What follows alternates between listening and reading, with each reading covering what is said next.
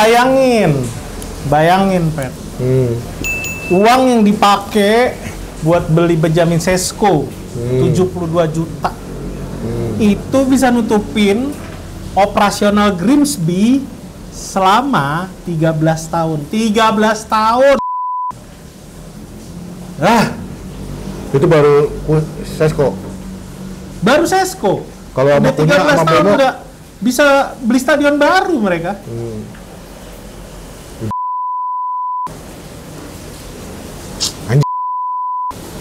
Onana. Udah. Nih ya, gue bilangin sama lu ya. Dari musim kapan, dari pertama kali Onana didatengin ya, gue bilang, nih bukan kiper. Dari pertama dateng. Bagus tuh dia pertama. Mimpor tetep aja lu ya. Gue siram air kuah baso lu. Enak. I love you, Onana. Gue lihat ya, yang bahagia banget tuh kameramen Arsenal sama Mimpor coba. Onana. Busat lo, sampai gua ngeliat ya ada XG yang ngeluarin, gua lupa yang ngeluarin siapa, tapi ada dia ngeluarin XG. Kata-katanya nyakitin banget, Mon.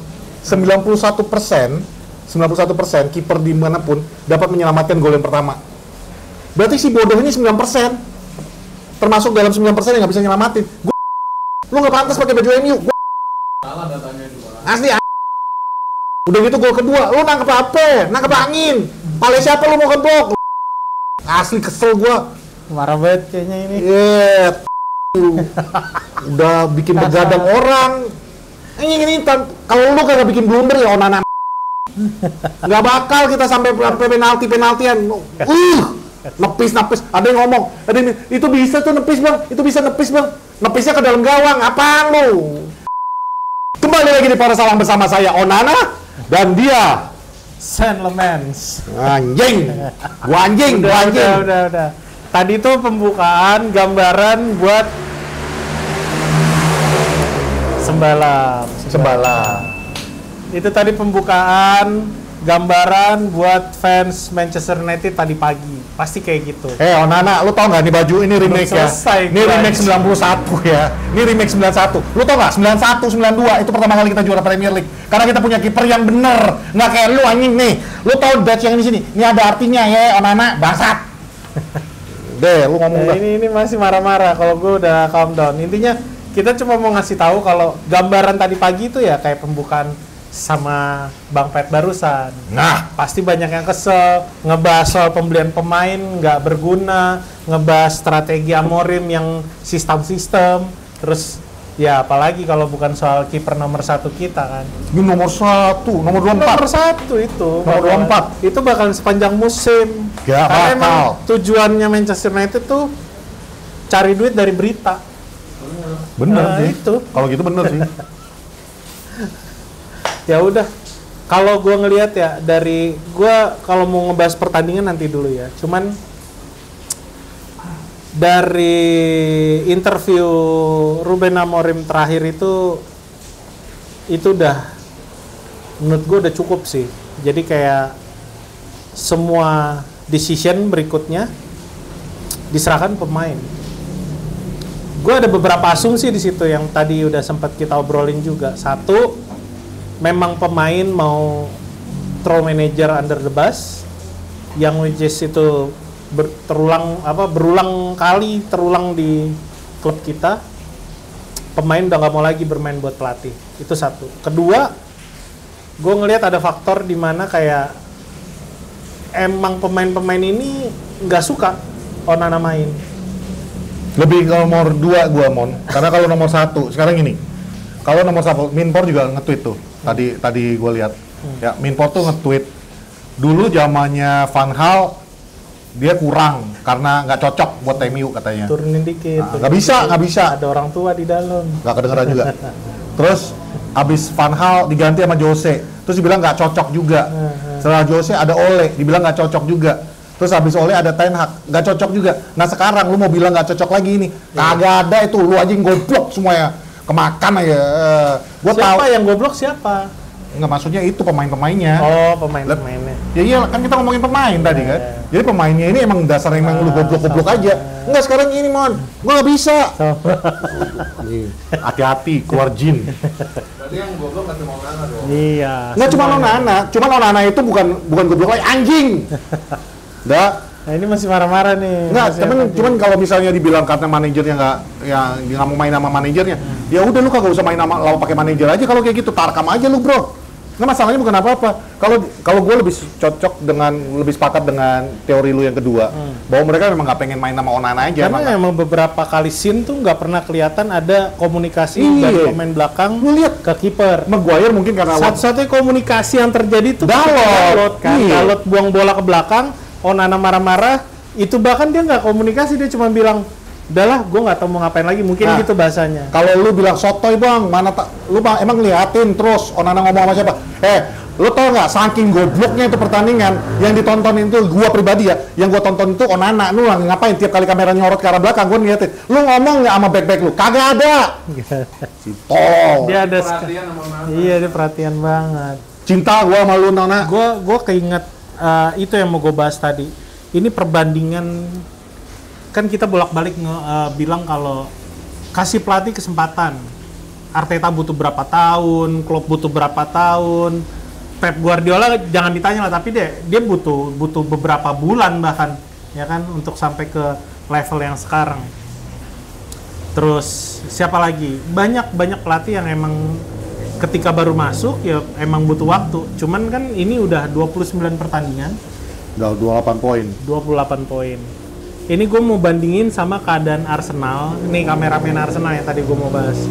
Gue mau ngebandingin sama keadaan Arsenal di tahun keduanya Arteta. Arteta tuh 2019 ya.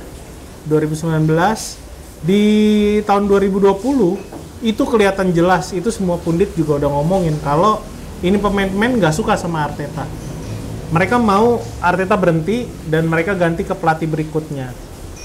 Kejadiannya itu hampir di seluruh pertandingan IPL di bulan Oktober sampai Desember itu mereka cuma menang sekali. Itu pun kalau nggak salah kemenangan pertama Arsenal di Old Trafford setelah 14 tahun. Kalau nggak salah menang 0-1 yang si iya pas COVID si Bellerin dijatoin terus penalti Aubameyang. Itu kalah dari City 1-0, dari Aston Villa bakalan dibantai di kandang sendiri 0-3. Terus seri lawan Leeds, lawan Wolves juga kalah 1-2, lawan Spurs kalah lagi 0-2. Burnley 0-1 itu tim-tim papan bawah yang baru promosi semua. Intinya banyak pemain Arsenal yang emang nggak suka sama Arteta.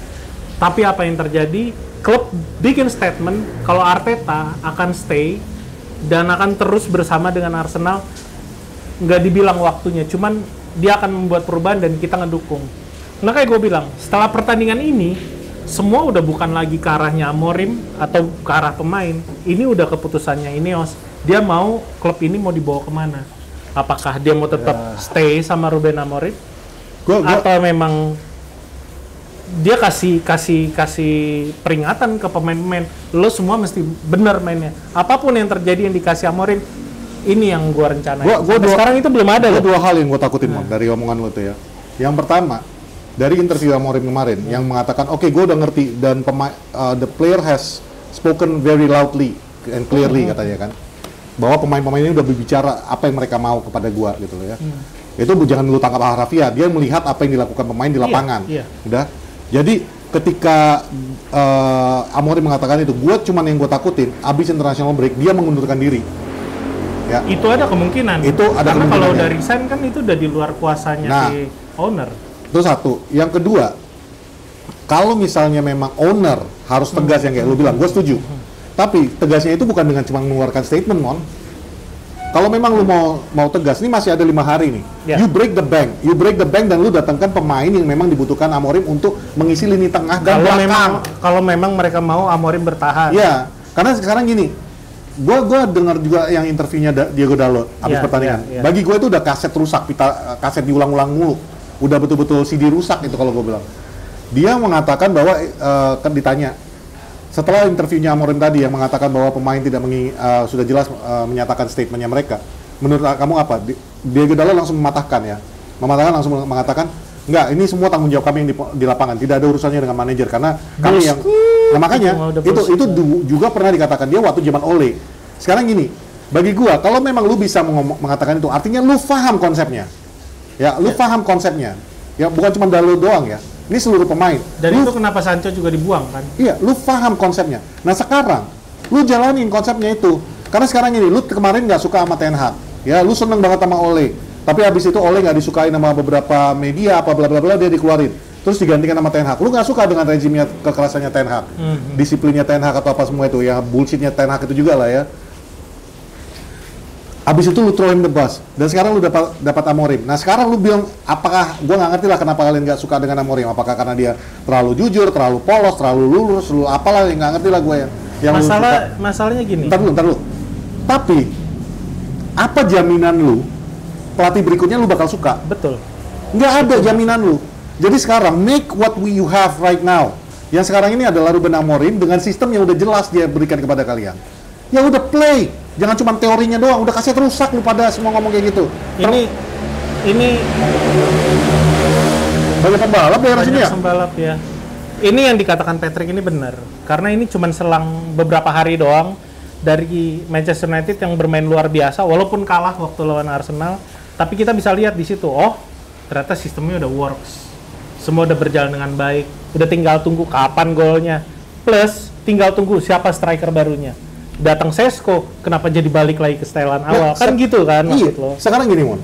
Maksud gue yang dari statement lu lagi nih gue bilang. Bahwa lu lawan Arsenal tuh bagus banget kemarin kita semua puas banget. Walaupun kalah kita puas. Lu bayangin, kita kalah tapi kita puas. Lu bayangin, itu karena bermainnya luar biasa. Itu bermain luar biasa. Artinya apa? System works. The system works. Dan bagi kalian yang bilang sistemnya nggak jalan gini, bro, sistem apapun yang dijalankan, kalau pemainnya nggak menjalankan dengan benar, it will not work. Udah itu aja. Sekarang gini, lu beli nih laptop Apple atau apa harga 30 juta, 50 juta, 100 juta katakan ya. Lu beli nih, sistemnya udah bagus di dalam. Tapi lu nggak bisa pakainya. Lu pakai ya hanya untuk main apa itu yang PUBG. Bukan, yang main kartu-kartu yang diputar-putar, soliter. Lu main untuk soliter, nggak berguna. Jadi nggak berguna, sistem itu nggak berguna sama sekali. Sama dengerin iTunes. Iya, lu dengerin bajakan di situ. Nggak ada gunanya jadinya tuh komputer yang mahal itu. Nah sekarang ya, kalau lu bilang sistem Amorim nggak jalan, di Arsenal udah terbukti. Kalau gue bilang sekarang ini MU ini mental tim papan tengah. Udah, ketika ketemu sama Arsenal, lu serius, lu fokus, lu pengen ngalahin Arsenal. Yes. Udah. Dan lu menggunakan sistem yang diberikan Amorim, and it works. Walaupun lu kalah, tapi it works. Dan lu bermain sangat bagus. Lalu ketemu sama tim papan tengah, Fulham. Lu mainnya setengah hati, lu masih ngerasa paling bagus itu di dunia. Itu udah mulai kelihatan sih kalau mereka tuh main nggak seperti kemarin. Dan kemarin cuma 15 menit kan yang kita bahas di episode lalu. Dan kemarin lawan Grimsby, lu makin parah. Itu hilang. Itu makin parah. Kenapa? Lu ngerasa lebih hebat daripada Grimsby Town. Ya, posisi lu di atas Grimsby Town. Tapi if you don't play like you mean it, ini yang selalu kita teriak-teriak dari musim ke musim. Play like you mean it. Grimsby Town played like they mean it. Grimsby Town pengen bener-bener mengalahkan MU. Sementara cuma satu tim yang datang ke pertandingan kemarin. Itu tim tier keempat kalau gue bilang. Iya, divisi 2. Dan nggak ada sejarahnya kan kalau bilang kan. Nggak ada sejarahnya. Dalam sejarahnya Manchester United tidak pernah kalah dengan tim divisi 2. 100% rekornya sebelum kemarin. Walaupun sebelum-sebelumnya kita kalah tapi sama Liga 1. Kalau lo lihat memang selalu ada sejarah di mana tim besar kalah sama tim yang emang ini siapa gitu loh. Ya, contoh Liverpool lawan Plymouth musim lalu kalah. Liverpool lawan Northampton mereka juga sama kejadiannya. 2-2 terus penalti. Itu tahun 2010. Manchester United sendiri lawan York City tahun 95 waktu masih Sir Alex Ferguson itu Busby Babes lagi keren-kerennya kalah 0-3 di Old Trafford lagi. Gua kalah itu udah hal lumrah, Mon. Ya, menang kalah seri itu lumrah. Itu memang bagian daripada sepak bola. Yang nggak gua terima adalah cara lu kalah. Bukan penalti ya, tapi permainan lu. Maksud gua tadi this badge means something to us. Ya. Nih, kameraman Arsenal, lu kalau bisa klip ini lu potong biar gua tag to MU. This badge means something to the fans. If it does not mean anything to you, the players, get the fuck out of this club. Buset, marah-marah mulu nih. Udah itu aja. So, if you If this badge does not mean anything to you, please get out of the club. Especially to you, Andre Onana. Iya, intinya yang tadi kita bahas kan konteksnya banyak tim-tim gede memang selalu ada tradisi mereka kalah lawan tim kecil. Cuman untuk pertandingan semalam kita nggak bisa terima karena seharusnya United jauh bermain lebih baik. Babak kedua jadi buktinya kan sebenarnya. Dan itu yang gue mau bahas dari awal tadi. Kenapa gue berasumsi pemain satu mereka udah nggak suka sama strateginya Amorim. Kedua, ya mungkin mereka nggak suka ada Onana di bawah Mister Gue Gawang. lebih setuju itu. Tapi yang pertama itu, menurut gue reaksinya Amorim itu udah kelihatan, Pet. Kita main 3-4-2-1. Tapi yang terjadi ketika sampai akhirnya Amorim masukin Mason Mount buat ngedukung apa yang dilakukan pemain, itu jadi catatan penting. Sebenarnya pemain tuh bermain dengan 4-3-3 udah kemarin. Mereka udah keluar dari pakem yang biasa kita lihat, walaupun kelihatannya 3 di belakang, tapi Onana maju ke depan. Gue nggak ngerti apakah mereka melatih ini sendiri, tapi yang pasti enggak kan. Cuman ketika itu berjalan, gue sempat nge-tweet, tuh kalau ganti formasi 4-3-3 keluar dari sistem lu, bisa kan? Langsung ada gol 2 biji, walaupun satu lagi ya tos-tosan karena itu set piece kan hitungannya. Bola dikirim ke tiang jauh, ada Maguire, ada De Ligt, ada Sesko, pemain tinggi semua. Gua kurang setuju, Mon. Nah, itu terjadi. Maksud gua apa yang dilakukan sama pemain ini nggak disetujui sama Amorim sampai akhirnya keluar komentar kayak gitu. Nggak, kalau gua tangkap, Mon, sorry ya. Gua kurang setuju dengan yang dibilang bahwa pemain itu punya sistem sendiri. Karena di babak kedua itu terlihat Amorim mengubah sistem. Sorry, bahasa gue mungkin salah. Bukan main dengan sistem sendiri, tapi bermain dengan apa yang mereka tahu, apa yang mereka nyaman. Serangan yang dilakukan sama Mbeumo itu kelihatan jelas sudah 4-3-3. Bola dikirim dari belakang ke tengah, bola dari kaki Bruno dikirim ke kaki Dalot ke Bruno langsung ke Mbeumo bola lari. Itu udah. Tapi it is within the system of Ruben Amorim. Iya, Ruben Amorim. Tapi itu udah maunya pemain sendiri menurut gua. Nggak, karena gini, Mon, kalau dibilang itu keinginan pemain di Grimsby Town itu main mengubah formasi sendiri, itu salah sih. Karena what happened tadi malam yang golnya Maguire itu mirip banget dengan gol kejadian waktu kita lawan set piece kan jatuhnya. Kejadian waktu lawan Olympique Lyon di semifinal. Ya, di mana waktu itu kan diambil dari belakang, Onana passing ke, tapi kalau ini dari kanan, ini berubah dari kiri. Dan waktu itu kita golnya itu pertama yang dari open play, yang sekali lagi dari set piece. Iya. Kalau gue bilang it's the system. Cuman kalau yang omongan si Ruben Amorim, kalau yang gue tangkap, yang dia maksud itu adalah beberapa pemain, nggak semua. Iya, beberapa pemain. Dan itu udah terlihat bagi gue ya pribadi ya kemarin lihatnya. Itu udah mulai kebaca. Sebelum pertandingan ini kan banyak yang ngomong, what does it take for Kobe Mainoo untuk bisa bermain di dalam timnya Amorim ini? Yeah. It shows. Kalau menurut gua dia salah satu yang diomongin. Yang kedua Onana. Ya, yang ketiga itu ya terlihatlah seperti apa permainannya Amad Diallo kemarin. Jadi ada beberapa pemain yang ibaratnya gua nggak peduli dengan sistem lu, gua setuju dengan omongan lu bahwa nggak peduli gua dengan sistem lu, gua mau main dengan cara gua. And it will not work. Salah satunya yang does not work ya ketika Amad Diallo itu nggak crossing tapi dia langsung main take first time touch untuk shoot aja. Sometimes it works, sometimes it doesn't. Stick to the plan aja. Itu gue balik pakai kata-katanya Erik ten Hag dulu. Stick to the plan. Nah itu kalau sekarang gue mulai paham ketika Ten Hag mengatakan stick to the plan itu artinya ya mungkin benar yang lu bilang. Pemain ini suka ketika udah bermain udah frustasi. I play the way I want to play. Nah ini yang bahaya.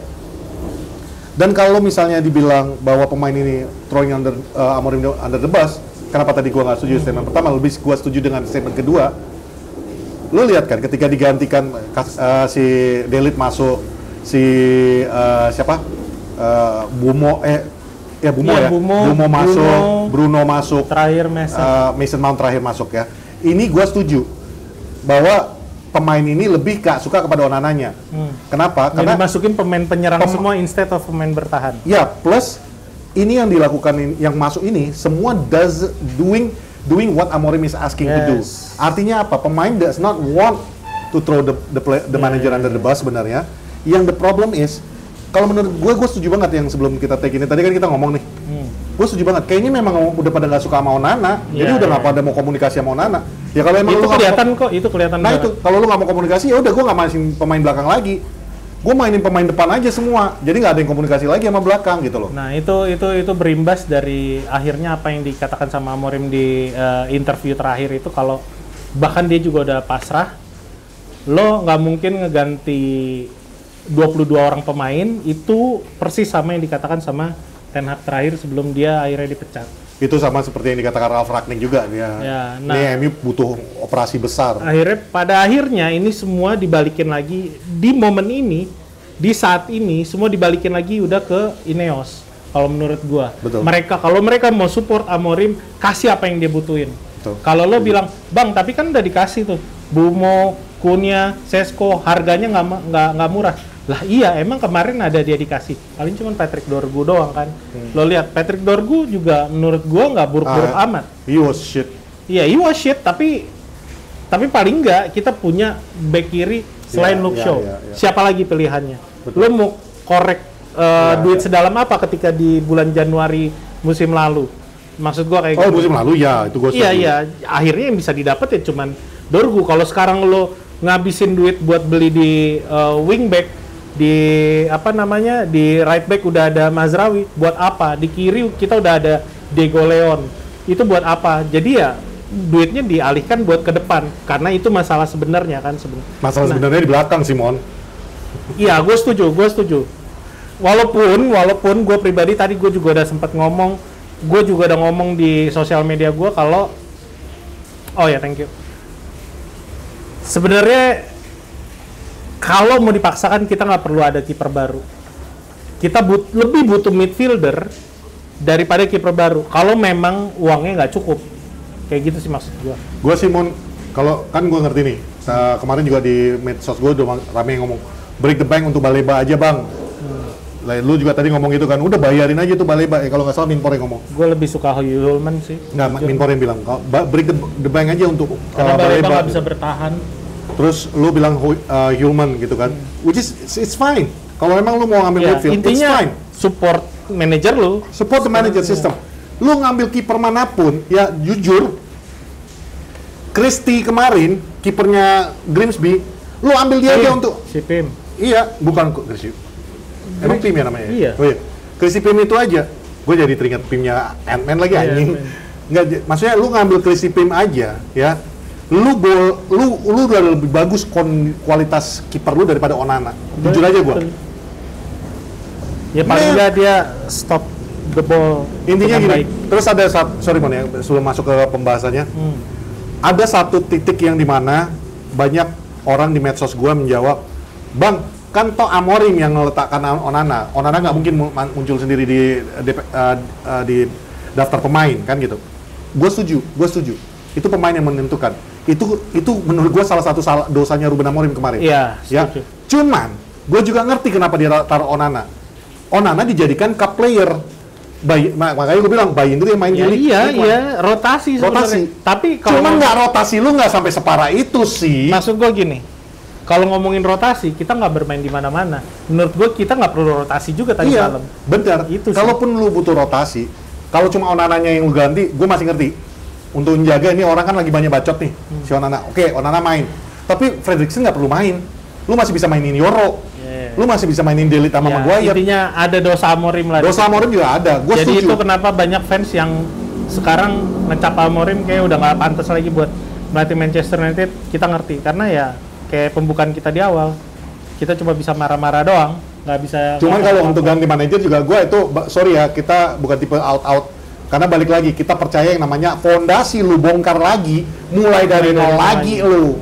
Dan pemainnya belum tentu yang dibutuhkan gitu. Pemainnya belum tentu yang dibutuhkan. Iya, lu mau ngasih Pep Guardiola sekalipun di ngelatih tim ini, kalau dia harus ganti fondasi lagi, nggak bakal kemana-mana, gua jamin sama lu. Oke, udah cukup. Marah-marahnya kita bahas pertandingan semalam, kita masuk buat review dan preview hari ini. Oke. Pertandingan yang akan berlangsung dimulai hari Sabtu ya. Hari Sabtu ada Chelsea versus Fulham. Dimana kalau gue lihat di sini trennya Chelsea lagi bagus banget. Apalagi terakhir mereka walaupun ngalahin West Ham yang timnya lagi pesakitan, lagi berantakan juga internalnya, menurut gue ya win is a win ya kan. 5-1 ya udah, lo gol tanpa balas ya lo superior, simple itu. Terus Fulham juga menurut gue trennya juga lagi bagus, belum kalah juga gitu loh. Terakhir ya dia kemarin menang lawan Bristol City di kandangnya Bristol City 2-0. Fulham. Lawan kita dong. Hah? Lawan kita dong. Iya, kita habis seri lawan Fulham, baru kemarin di Carabao dia menang 2-0. Jadi sama-sama lagi trennya bagus. Itu buat Chelsea lawan Fulham. Belum lagi apa namanya proses transfer yang lagi berjalan saat ini. Chelsea lagi ngurangin pemainnya yang udah kelihatan kalau temen-temen semua ngelihat Twitternya Fabrizio Romano. Satu, dia udah berhasil jual Kunku ke AC Milan. Nicholas Jackson juga mungkin bakalan cabut, kemungkinan pasti cabut, dan mereka akan ngambil Garnacho seharga 30 sampai 40 juta. Ya intinya apa yang dilakukan sama Chelsea sekarang ya udah on track sebagai contender gitu loh. Nextnya pertandingan yang akan kita adakan nobarnya di Lithium Rooftop Bar. Itu besok jam berapa, Minpor? MU jam 9 malam. Buat kalian yang masih kuat mentalnya buat nonton, ayo join bareng kita ngobrol-ngobrol. Kita mau bahas Ruben Amorim yang lagi terluka lawan Scott Parker yang ternyata dia berhasil ngebawa Burnley Melawan Sunderland kemarin. Menang. Gimana, Pet? Kalau gua bilang Scott Parker is Scott Parker, cuman kemenangan kemarin kayak gue bilang di episode yang kemarin kan juga bahwa Scott Parker ini bisa memenangkan karena dia udah kenal sama Sunderland-nya. Iya. Untuk Manchester United dan Ruben Amorim, dia pasti pelajari videonya. Ini barang yang beda. Ini barang yang berbeda. Plus kondisinya, kualitas squadnya juga berbeda ya. Tapi ada advantage satu untuk Scott Parker. Dengan kekalahan kita lawan Grimsby kemarin, itu akan menjatuhkan mental pemain-pemain. Itu satu. Bahkan di 5 pertandingan terakhir kita belum pernah menang sama sekali. Betul. Minimal nih, the only positive thing yang kita bisa ambil dari pertandingan kemarin, akhirnya Manchester United player, pemain MU bisa mencetak gol. 2 gol. Bumo udah pecah telur lah dia. Itu yang dimanfaatin. Itu paling untuk mengangkat motivasi pemain. Intinya dalam 3 hari ini, Ruben Amorim PR-nya gede banget. Gede banget. Gedenya itu apa? Dia harus benar-benar bisa meyakinkan pemain-pemain ini, that was a game. Whatever happened di situ udah.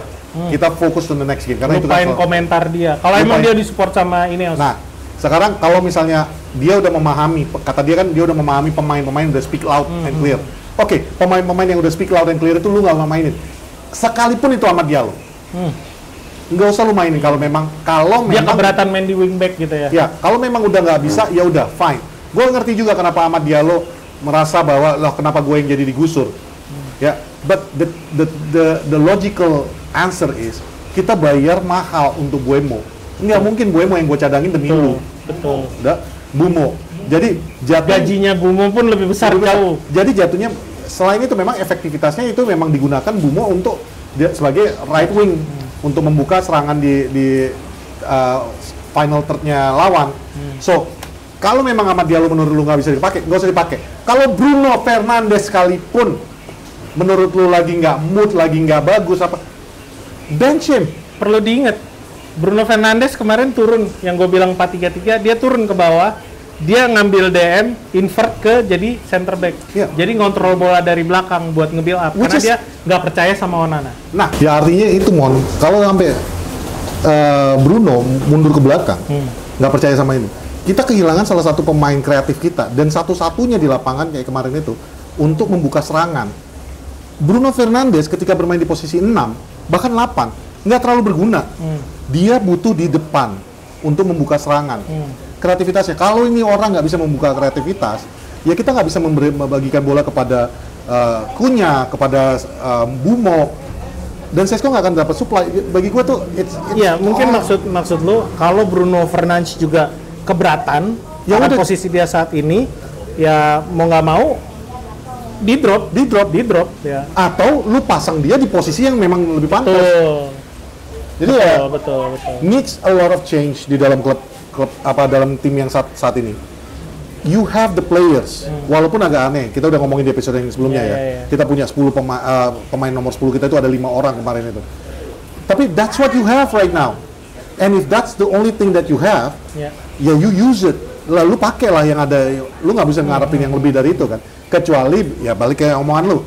Ineos tiba-tiba mengeluarkan statement, oke, lu butuh siapa kita beli, baru lain cerita. Itu yang gue bilang, balik lagi ke statement kita di awal. Ini semua udah terserah Ineos. Kalau lu mau mempertahankan manajer lu, ambil tindakan. Betul. Karena itu yang dilakukan sama manajemennya Arsenal ketika Arteta lagi ancur-ancuran di 2020 itu. Lo support manajer dan menyatakan dia nggak akan dipecat, selesai. Yeah. Pemain mau nggak mau harus berikan yang terbaik. Exactly. Udah, itu aja. Itu Manchester United versus Burnley. Di hari Sabtu nanti kita lihat seperti apa, bahkan kalian juga boleh pantau beritanya sampai di hari Sabtu nanti apa yang akan terjadi sama tim kesayangan kita ini. Kalau memang ada dukungan dari atas atau memang Ruben Amorim menyatakan kalau udah tim ini udah siap, kemarin adalah pertandingan udah lewat, kita show must go on, ya udah. Mungkin ini akan jadi titik balik seperti yang gue bilang di Twitter gue bilang gue berharap ini udah pertandingan yang terakhir yang bisa bikin semua fans kecewa, satu dunia kecewa ngelihat permainan semalam. Kita lihat bareng-bareng, datang nobar ke Lithium Rooftop Bar. RSVP di mana Pak? RSVP nanti kita seperti biasa tadi juga kita udah keluarkan poster untuk nobar untuk hari Sabtu ini. Di Lithium Rooftop Bar. Mungkin boleh nanti Nanti kalian RSVP ke Alec, nomornya ada tertera di dalam itu ya. Oke. Next match Sunderland lawan Brentford dan ini menarik. 4-2-3-1 lawan 4-3-3. Regis Lebris udah membuktikan kalau kemarin dia udah juga sempat menang di pertandingan awal dan Keith Andrews juga berhasil menang lawan Aston Villa kalau nggak salah kemarin ya. 1-0, terus dia juga nyingkirin Bournemouth kemarin di EFL dari Carabao Cup. Nah sebaliknya ini The Black Cats akan seperti apa nih ke depan lo ngeliatnya? Gua sih ngelihat Sunderland ini belum stabil ya Bang. Belum stabil. Lu bisa menang lawan West Ham dengan lumayan banyak gol, tapi lalu lu kesusahan melawan Burnley. Nggak ada konsistensi dalam pertandingan mereka. Dan waktu dari West Ham, gua nonton highlightnya, mini match, bukan highlight, mini match Sunderland lawan West Ham dan Sunderland lawan Burnley itu berbeda banget, Mon. Jadi menurut gua Sunderland ini harus mencari diri dulu, image diri lu tuh mau jadi seperti apa? Lu mau main transisi atau lu mau main di tengah? Atau memang lu memang mau main slow build up. Jadi ada pemain berpengalaman sekarang semua makanya berkumpul di sana. Ditambah lagi kan ya itu gue lupa siapa bekas pemain mereka ini yang Arsenal.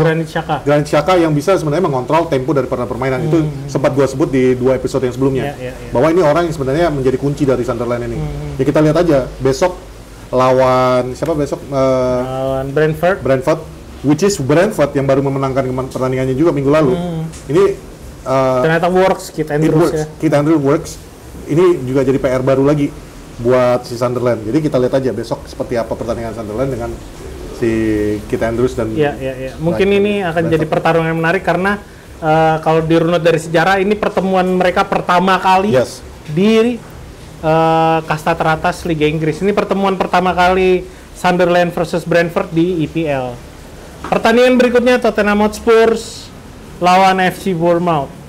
Thomas Frank lawan Andoni Iraola, di mana dua-duanya trennya lagi bagus banget. Walaupun Bournemouth sempat kalah ya lawan Liverpool, tapi apa yang dilakukan sama Andoni Iraola menurut gua jenius sih. Tapi kemarin catatannya mereka disingkirkan sama Brentford di kandang sendiri di Vitality. Itu pilihan Iraola sekarang cuman ada Semenyo, Marcus Tavernier, Alex Scott sama Tyler Adams. Ya mungkin juga mereka memastikan pertandingan lawan Spurs ini kan lebih penting daripada yang kemarin. Betul. Apalagi Spurs baru menang lawan City, gila kemarin 2-0. Jadi ini juga bukan lawan yang mudah bagi mereka. Mungkin mungkin kejadian kayak kita Lagi juga. stabil lah Spurs Rotasi yang akhirnya mungkin tidak berbuah hasil kan gitu. Ya dari sisi gue sih, kalau gue pribadi, gue ngelihat Spurs ini akan menjadi terlalu kuat buat Bournemouth. It's not going to be an easy game buat Spurs juga. Tapi menurut gue karena Spurs kehilangan Kulusevski, James Maddison, Radu Dragusin, Destiny Udogie, sama terakhir kemarin Yves Bissouma juga kayaknya nggak mungkin. Tapi Johnson juga lagi bagus-bagus banget. Brandon Johnson. Sekarang serangan mereka tuh dikontrol sama Papesar, Muhammad Kudus, sama Brandon Johnson. Dan Kudus itu menjadi kuncinya. Iya. Kalau Kudus bisa dimatikan pergerakannya, dikantongin istilahnya, mungkin Brentford punya. Ini possibility bisa, ya. karena Andoni Iraola tuh 4-1-4-1 strateginya, yang artinya sayap bakalan penuh gitu loh. Oke, next game, Wolverhampton lawan Everton. Ini dia. Vitor Pereira dengan 3-4-3 lawan David Moyes. Dengan 4-2-3-1 standarnya dia, tapi somehow it works dengan adanya Grealish. Ya. Jadi faktor X-nya itu dapat. Tapi seperti yang kita bilang di episode yang kemarin, Moyes ini terlalu mengandalkan pemain yang ibaratnya masih loan. Artinya ini nggak bisa untuk jangka panjang juga. Apakah dia akan tetap bodo amat? Gue penting musim ini masih bisa survive dan bisa menghasilkan poin. Kita pikirkan untuk musim depan seperti apa. Atau dia mulai meracik untuk siapa kira-kira yang juga bisa bermain dengan gayanya Grealish ini. Jadi menurut gue di dalam tim itu saat ini nggak ada. Sementara Wolves juga masih nyari performa terbaiknya, apalagi ini mereka main di Molineux Stadium. Jadi mungkin akan jadi pertarungan yang alot sih kalau gue bilang. Karena Moyes sendiri lawan 3-4-3 selalu kesulitan ya. Kita menang terus kan lawan Everton musim lalu. Iya nggak sih? Nggak ingat gue. Oke. Ya pokoknya easy game lah. Bisa jadi easy game. Next game, Leeds United lawan Newcastle yang kemarin baru kalah dramatis. Dan kehilangan Anthony Gordon dengan tackle yang menurut gue nggak perlu banget sih. Tapi itu salah satu pemain kesukaan gue itu, Anthony Gordon. Ya intinya ini akan jadi pertarungan menarik kalau menurut gue, karena Leeds United ternyata kalau gue lihat musim lalu di Championship mereka adalah salah satu klub yang tersubur. 93 gol bisa dicetak sama pemain yang sekarang masih eksis di Leeds United. Joel Pirro 19 gol, Daniel James yang kita buang 12 gol, Manor Salomon 10 gol, Brandon Aronson 9, Wilfried Gnonto juga 9, yang artinya even right back mereka Jayden Bogle yang sekarang jadi tim utamanya juga yang sampai sekarang masih berkontribusi itu 6 gol. Tapi kita ngomongin itu level championship. Nah ini lawan Newcastle yang menurut gue juga lagi nggak bagus-bagus banget ya, karena masalah internal, problemnya mereka internal itu yang itu satu, mereka lagi Isaknya lagi diganggu. Terus kemarin pertarungan lawan Liverpool pas gue lihat lagi itu Tonali, Joelinton ketika di pressing nggak bisa ngapa-ngapain. Even Anthony Gordon akhirnya jadi stres, bikin kesalahan yang nggak perlu. Itu kartu merah yang merusak pertandingan. Kemarin nggak terlalu bisa diandalkan juga ya, Mon ya. Tapi tetap aja mereka nggak bisa ngapa-ngapain. 150 juta. Mendingan kita. Terus kita dibilang kita blunder 200 juta. Iya. Siap. Oke. Tapi anyway, it was a good game Liverpool Newcastle kemarin. Ya kita lihat aja Newcastle bounce back-nya seperti apa. Iya. Apakah kehilangan Anthony Gordon, karena literally saat ini mereka mengandalkan Gordon sebagai striker utamanya mereka setelah tidak adanya kunci serangan di Anthony Gordon. Nah sekarang dengan tidak adanya Anthony Gordon, gue penasaran nih lu pengen seperti apa? Siapa yang mau lu majukan ke depan untuk menjadi pengganti Anthony Gordon? Apakah lu bisa dalam beberapa hari ini meyakinkan Isak? Udah, lu kita kasih jual di akhir bulan ini sebelum transfer window, tapi you play this one last game for us. Ditambah Eddie Howe lagi pusing, Sven Botman, center back dia yang biasa juga jadi kapten. Kalau Denver lagi nggak main, lagi digodain sama Leverkusen. Jadi lagi banyak pikiran juga nih. Ditambah Leeds United baru dapat Dominic Calvert-Lewin sama penyerangnya AC Milan, Justin Okafor. Noah Okafor sama backnya Leicester yang menurut gue luar biasa sih waktu dia di IPL itu si James Justin. Nah, menarik sih ini buat ditonton gitu loh. Next game, gue males bahasnya ini. Siapa? Brighton versus Man City. Brighton lagi hancur-hancuran. Sebenarnya City juga sih, tapi anehnya gini loh, Mon. Kalau menurut gua, kalau lu memang benar-benar suka sepak bola, justru ini pertandingan yang menarik, Ya, menarik. untuk ditonton. Kenapa? sama-sama biru. Bukan itunya. Tapi menurut gua ini dua tim yang betul-betul tactical play-nya lumayan tinggi dua-duanya. Ditambah lagi pemain-pemain yang ada di dalam, kayak Mitoma, ini Iya, benar-benar pemain-pemain yang betul-betul nggak cuma ibaratnya mengandalkan skill, tapi benar-benar bisa membaca pertandingan. Termasuk Rangers sebenarnya, walaupun ini will not work in few games, contohnya kemarin lawan Spurs, tapi we all know kualitasnya Rangers ini seperti apa. Bahkan Indonesia pengennya sebenarnya dia kan yang diambil, Iya, bukan Eliano. bukan Eliano. Cuman ya, the situation saat ini adalah kondisinya City dengan kipernya James Trafford James juga Trafford. kurang lebih dengan Onana anjing. Ya kita sama, tapi minimal mereka punya pemain-pemain yang cukup berkualitas di depannya James Trafford ini. Kita juga cuma berkualitas Ini ya. kalau gue denger tadi pagi James Trafford ternyata mau di loan ke Galatasaray kalau si Ederson nggak terjual. bukan Ederson nggak kejual sama Donnarumma datang. Karena kan sebenarnya Donnarumma itu sebenarnya kunciannya adalah Ederson. Iya. Kalau misalnya mereka loan out James Langgar Trafford, FFP. bukan masalah FFP-nya ya, they will have 4 goalkeeper buat apa? Jatuhnya ya antara lu loan out James Trafford. Belletti masih ada tuh yang Chelsea. Iya, antara lu lepas James Trafford untuk loan, which is aneh banget menurut gua. Lu beli dan lu jual Langsung di loan. Tapi gua juga ngerti, this is Donnarumma. Iya. Kalau lu bisa Gak datang- bakal tergantikan, bro. Iya, kalau misalnya Donnarumma memang datang dan Ederson mau jadi kiper nomor 2, it's fine. James Trafford nggak kebagian jatah, udah pasti. Cuman problemnya, I don't think Ederson mau jadi kiper kedua. Itu dia problemnya. Makanya sebenarnya gini, ini ada menariknya, Mon. Dari kemarin gue udah pikirin, tapi gue nggak pernah posting atau apa-apa, karena menurut gue ada konyolnya juga. Apa? Kalau memang situasi Ederson ini nggak bisa terjual ke Galatasaray, ya, dan Ederson nggak mau jadi kiper kedua, artinya Datang ke kita. udah break the bank, mantep. Hampir gue ngomong. Cuman kan kita udah pasti dapat Saint-Lemain. It doesn't matter, Saint-Lemain bisa jadi kiper nomor 2, Onana di cut. Onana di cut.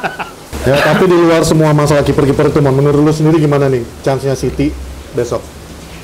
Udah pasti mereka akan berusaha untuk bounce back. Kemarin baru kalah dari Spurs dan mungkin ada tekanan lebih.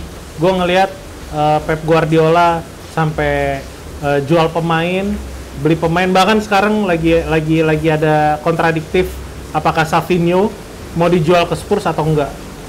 Karena ada masalah FFP ternyata. Iya. Jadi Savinho itu mau nggak mau, kalau Donnarumma jadi datang dia harus ngosongin 2 slot gaji. Either Ederson harus cabut atau ngelon si James Trafford yang artinya kehilangan 2 kiper, atau dia yang tadi lu bilang Ederson jadi kiper kedua, James Trafford udah mau nggak mau di loan dan dia harus jual Savinho ke Spurs. Lagi ada dilema di mereka karena kita tahu 115 ini belum dibahas sama sekali. Udah dibahas, Mon. Tapi nanti lu Ya, intinya mereka ada masalah juga sebenarnya. Jadi terlepas dari itu, kekalahan kemarin di sama Spurs di kandang sendiri bahkan itu jadi pukulan telak buat Pep Guardiola. Di lain pihak, si Brighton-nya sendiri ini menurut gua lagi cari performa terbaik karena mereka juga lagi kesulitan buat comeback kayak musim lalu karena beberapa pemainnya juga ninggalin pos yang menurut gua cukup penting gitu. Dan ternyata minggu lalu itu Danny Welbeck miss penalti juga ya. Miss penalti. Nah, maksud gua mereka kehilangan Joao Pedro yang penggantinya si siapa namanya? Matthew O'Reilly ini kurang bisa ngangkat serangan yang diinginkan sama, kan kita sempat bahas tuh di musim lalu Fabian Nuzler tuh jenius dalam artian dia punya pakem formasi yang dia bawa dari Saint Pauli agak berbeda dengan permainan yang biasa dilakukan di Liga Inggris. Iya. 4-3-3 tapi bukan 4-3-3, lebih ke 5-4-1. Bahkan malah 4-2-1-3 gua ngelihatnya. Ini menarik karena dua-duanya sama-sama menginginkan menang. Apalagi Brighton. Ini main di kandang sendiri di apa nama kandangnya Brighton? Amek. Oh, di Amek. Di kandang sendiri di Amex Stadium, yang artinya mereka nggak mau kehilangan poin juga. Mumpung City lagi jatuh, menurut gua akan ada perlawanan dari Brighton yang nggak mungkin bisa bertahan. Apalagi Baleba juga udah jauh dari isu mau diambil sama Manchester United. Belum tentu. Tapi Setelah gua yakin, pertandingan Grimsby kemarin ini mungkin bisa balik untuk breaking the bank. iya, tapi menurut gua semua pasti akan fokus ke pertandingan Man City ini. Nah, untuk tambahan aja sebelum masuk pertandingan berikutnya, yang tadi Emon kan ada mengatakan tentang 115 ini belum dibahas juga. Sebenarnya sidangnya udah selesai. Sidangnya sudah selesai, ini semua udah tinggal kepada para juri. Nah, ada beberapa juri yang udah diundang waktu itu, ada 3 orang. Nah, ini yang belum mengeluarkan statement. Iya, maksud gua belum ada Ya, lanjutan. nah ini statementnya ini yang kita tunggu. Apakah mereka terbukti salah atau tidak? Tapi sidangnya sendiri udah selesai. Yes. Itu jadi pertimbangannya Pep Guardiola, apakah dia akan mengosongkan pemain atau ya udah fight, apapun yang terjadi kita harus jadi contender di musim ini. Oke, next pertandingan Nottingham Forest lawan West Ham yang menurut gue ini seru banget. Sama-sama 3-4-1-2.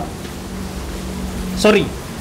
3-4-3. Nuno Espirito Santo ini kan kita udah pernah bahas juga di episode-episode lalu kalau dia udah ngerti banget 3-4-3 bermain seperti apa, karena itu pakem yang dia bawa ketika dia ke Liga Inggris. Jadi ketika dia bertemu sama tim-tim yang main 4-3-3, ya dia nggak akan pakai 3-4-3. Nggak sebodoh itu, dia akan main ya disamain. Dan itu selalu jadi... Nggak sebodoh itu. Nggak sebatu itu. Nggak sebatu itu, sorry. Ya. Yang artinya Nottingham Forest kemarin hampir masuk ke Liga Champions, menurut gua ini suatu perubahan besar. Apalagi dia baru dapat pemain-pemain bagus. Ini kita bahas kemarin yang menurut gue bakalan diturunin sekarang. Douglas Luiz di atas, mungkin akan duet sama Chris Wood. Sama James McCarthy-nya Manchester City yang menurut gue itu talenta yang harus dibuang lagi-lagi karena FFP. Pep Guardiola harus milih mana yang harus dipertahankan, mana yang dibuang. Jadi ini gambaran, menurut gue ini gambaran secara nggak langsung Nottingham Forest lawan Manchester United, setuju nggak? Ini 3-4-3 karena Graham Potter main 3-4-1-2. Oh, oke. Iya. Ya.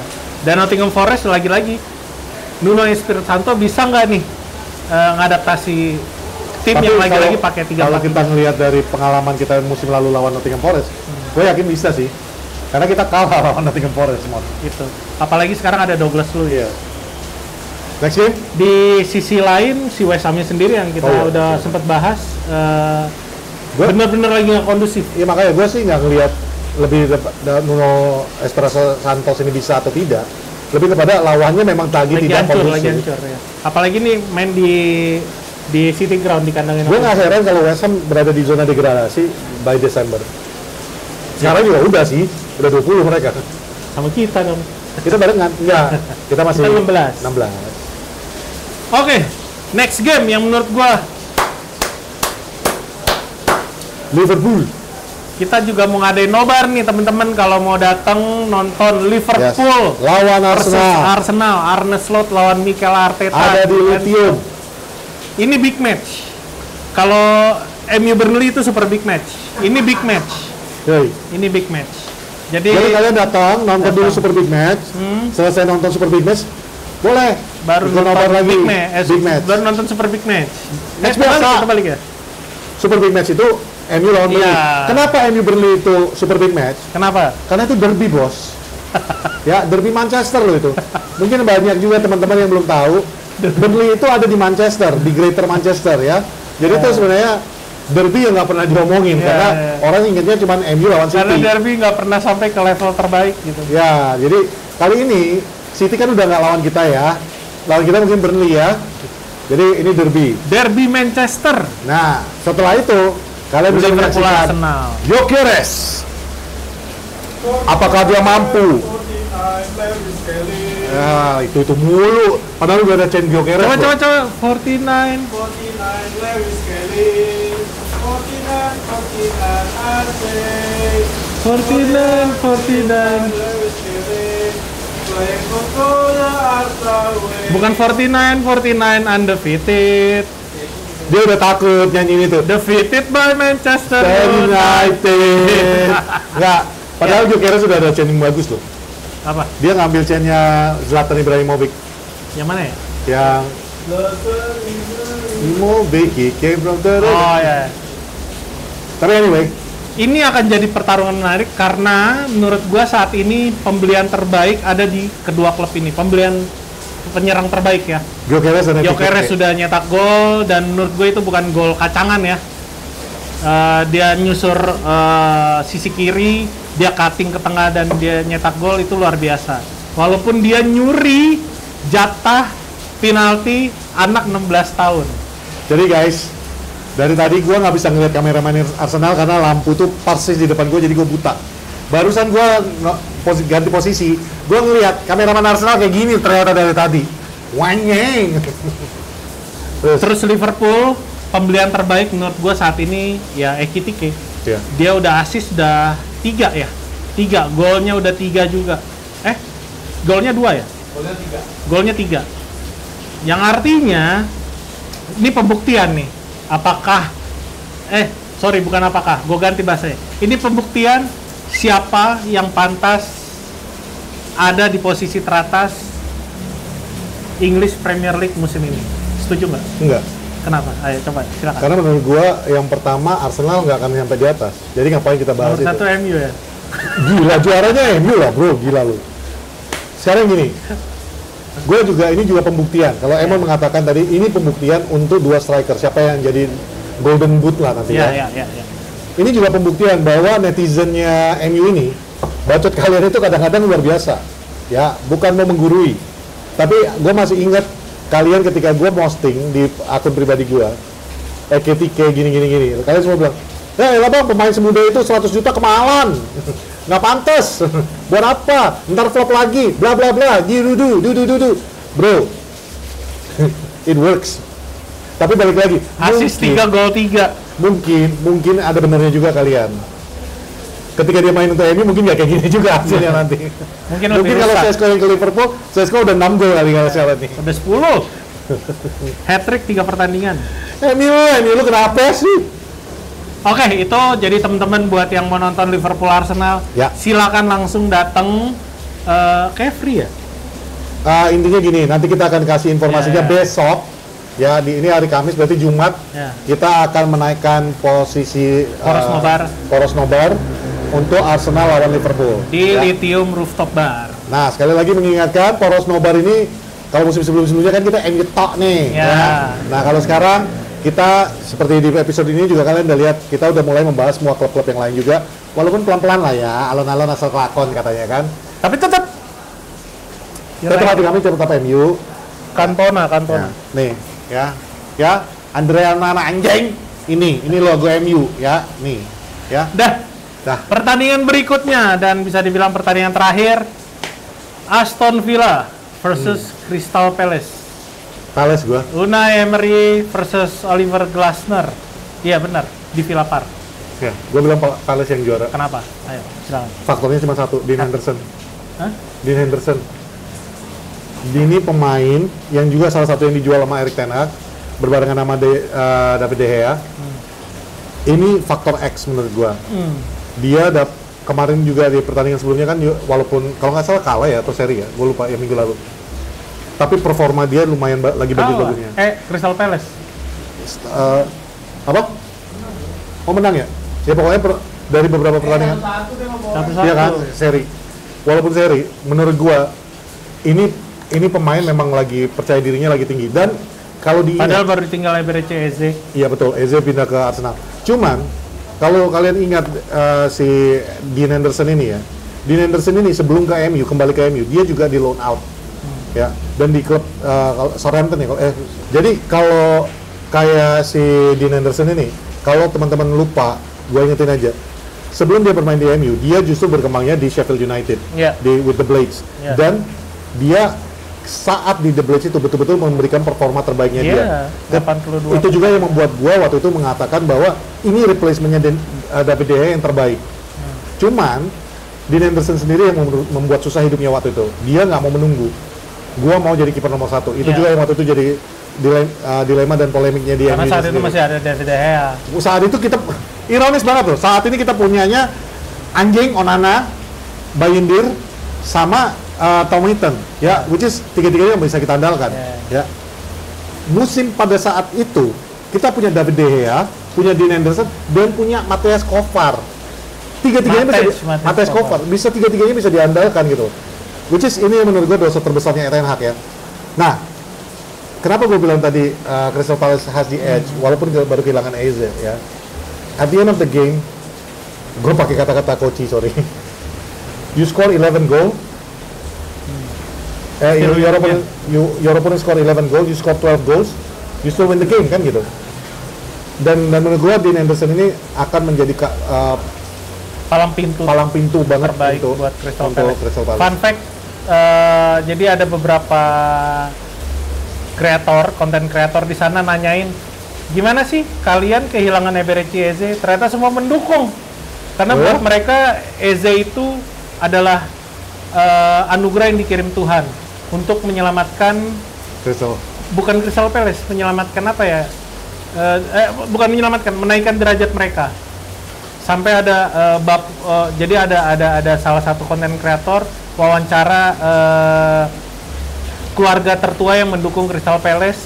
Dia sampai bilang, bokap gue meninggal dengan tenang. Jadi dia baru meninggal 2 hari yang lalu setelah dia melihat Palace akhirnya dapat trofi. Gila, luar biasa. Tapi jadi mereka mendukung dimanapun Eze bermain. Kita terima kasih, kalian sudah. Itu artinya fans yang ini ya, Mon ya, yang menyukuri ya, yang betul-betul fans ya. Iya. Yang ibaratnya gue pengen lihat pemain-pemain gue yang udah memberi kontribusi juga memberikan yang terbaik ya. Gue tahu arahnya kemana nih. Nggak kayak yang ada pemainnya pindah ke Real Madrid dikata-katain ya. Oh iya. Siapa? Trent, Alexander Arnold. Banyak. Bahkan cuma dia lah. Bahkan ada yang ke Manchester United, jersinya dibakar langsung, cuy. depan stadion dibakar. Michael Owen. Bukan. Siapa? Itu, ini depannya. Oh ini. Sampai sekarang dia nggak diakuin legend. Robin van Persie. Iya. Robin van Persie. Robin van Persie.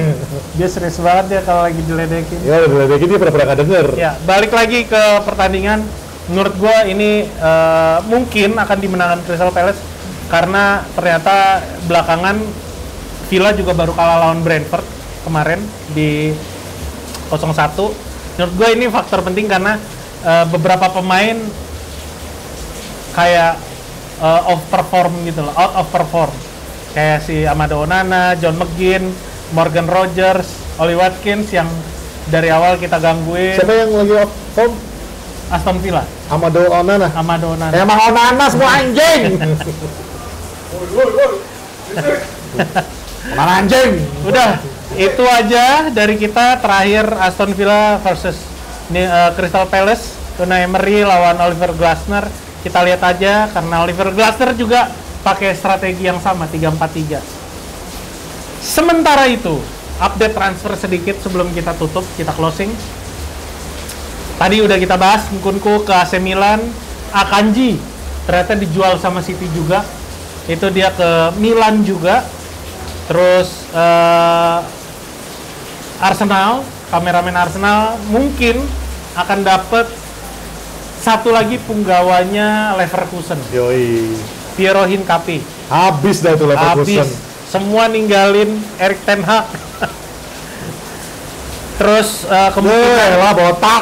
kemungkinan dalam beberapa hari ke depan Manchester United akan terima proposalnya Chelsea atas Garnacho. Itu 35 sampai 40 juta, lumayan. Tapi Mon, karena lo bilang kayak gini ya, Ten Hag tuh nggak peduli mereka pergi. Iya. Dia mau ngambil pemain Ajax semua nanti pindahin ke sana. Onana dong di bawah. Onana mau ambil dong Ten Hag. Kan lu seneng banget sama Onana. Terus Liverpool ingin memperkuat lini belakangnya. Dia lagi ngejar Mark Guehi. Ini gua rasa semua akan terjadi di akhir-akhir bulan Agustus ini ya. Minggu ini.